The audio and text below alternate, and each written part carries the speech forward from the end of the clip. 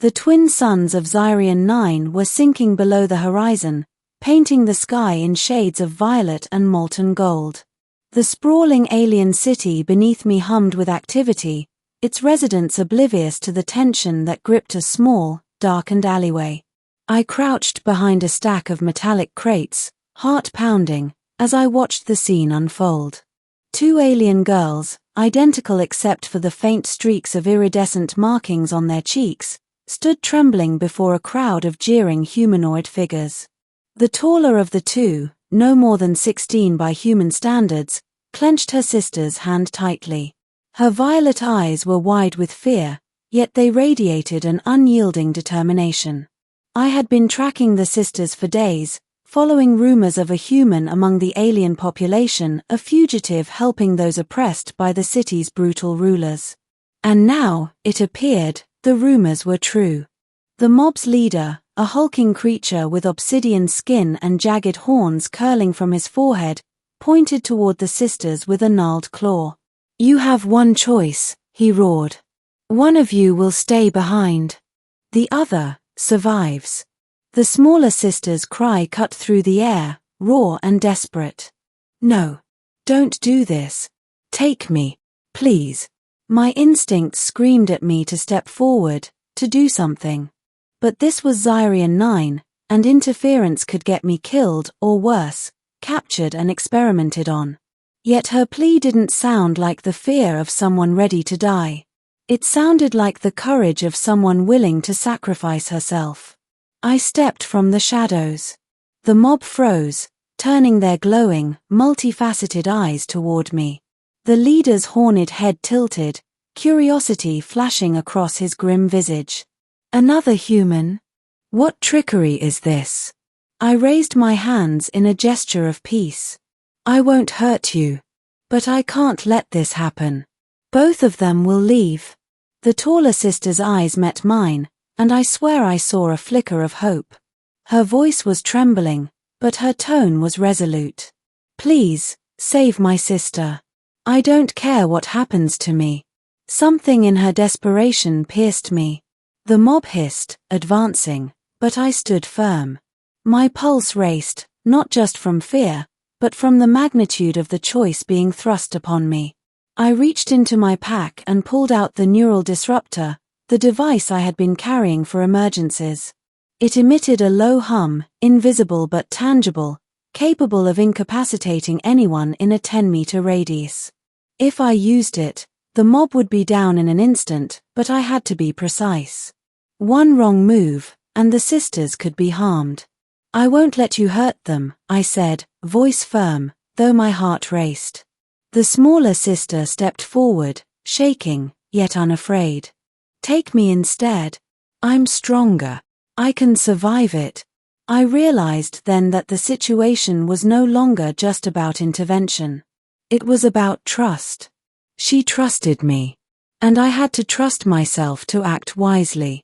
I activated the disruptor, a pulse of blue energy spreading through the alley. The mob collapsed instantly, groaning, clawing at the ground as their bodies spasmed. The leader's horns scraped the floor as he fell, and his multifaceted eyes dimmed. I moved quickly, ushering the sisters toward the shadows leading away from the square. They ran with me, legs pumping, lungs burning. Every step carried the weight of fear and hope intermingled. We ducked beneath metal scaffolding, leapt over open maintenance shafts, and finally, we were alone. The taller sister collapsed to her knees, gasping for breath. Thank you," she whispered, tears streaking her face. The smaller sister clung to me, arms wrapped around my waist. "You saved us. Both of us." I thought no one would come. I knelt down, looking each of them in the eyes. "No one deserves to be sacrificed like that.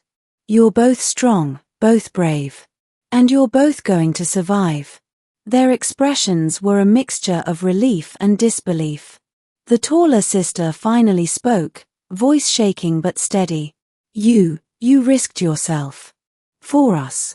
"I couldn't let them decide your fate," I replied. especially when you're willing to sacrifice yourselves for each other. There was a long silence, broken only by the distant hum of the city. Then, the smaller sister spoke again, softer this time. I don't know what to say, except, thank you. I gave a small smile. You don't need to say anything. Just stay with me, and we'll get somewhere safe.